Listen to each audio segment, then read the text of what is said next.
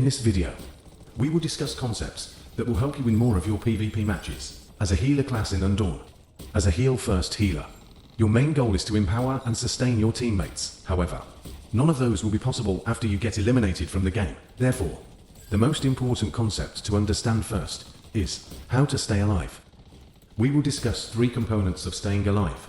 These concepts are positioning, individual movement, team movement. Without awareness of these concepts, you can be deleted by a skilled opponent and will not have a chance to heal anybody. Positioning. In general, the ideal goal is to play such that you can see and have an angle to heal your teammates, while not being seen by your enemies. At times when you have to move together, and if you need to be visible in order to have angles to heal your allies. Always position yourself such that your teammates are in between you and your enemies.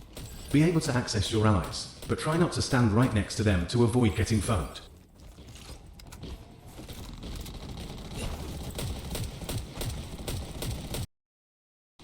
Play away from enemies, and as much as possible, stay out of hostile lines of sight. If an enemy sees you, they will get information about your health and armor. They can shoot you, and they can find ways to get to you.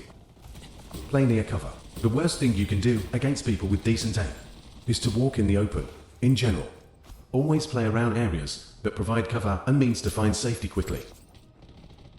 Individual movement. Every character has 2 movement tools that could be used consecutively. First is the slide. Second is the roll. It is good to try to save enough stamina to perform a combo of both to give yourself a good chance to avoid sticky situations. In terms of defensive play, you must learn to use these tools immediately once hit by any bullet, as well as tactically to avoid foam bombs.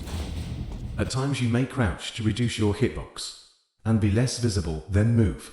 This is useful when you have half walls that could be used as cover. This will only work if no enemies have an angle that is not covered by the objects you are crouching next to. If an enemy flanker is chasing you to the death, you may use all the movement tricks you have and lead them towards your teammates. In certain situations, focusing on evasive movements and repositioning will increase your chances of survival, compared to trying to shoot back. Of course, this is case by case. 4. Always assume that someone is targeting you. Don't stand still as a healer. Always dance in an evasive fashion and be ready to roll to cover at all times. Team movement. The team must learn to take space safely. While this is not solely related to your own gameplay, you must learn how to move properly with the team, as they already understand this concept. Higher skill teams do this naturally, without any coordination. Once you get the hang of it, perhaps you can also call certain moves to your random teammates. You do not need to be in front and lead the charge, but it is also a bad idea to be too far behind and be cut off from the main group, and be vulnerable to flankers. Every location's risk level is dynamic. Both teams are moving around the map throughout the match. What was safe before may not be safe later. It is important to read which spots are safe at the moment and gravitate towards those. Safety can be gained easier if you know where each enemy is, and if you understand what they can do from where they are.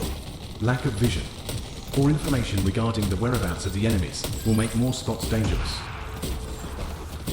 The last concept we will discuss today is managing distance. You need to balance your distance and be close enough to help any teammate, while being far enough to not be in danger or hit by foam bombs. You do not need to be right next to your allies, but you need to be able to heal them, or to be able to get to them in case you get ambushed from a blind side. Thank you for watching. Please like and subscribe. This was Volume 1, and we focused on positioning and movement. Volume 2 is coming soon. It will focus on empowering and sustaining your team. We will discuss the unique abilities of the healer class and how to use them properly. We will also look into how to read team compositions and decide which throwables and devices could be viable, as well as which spots. Until next time.